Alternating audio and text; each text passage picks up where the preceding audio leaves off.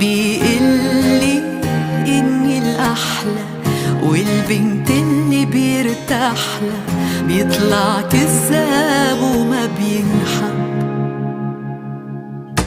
لا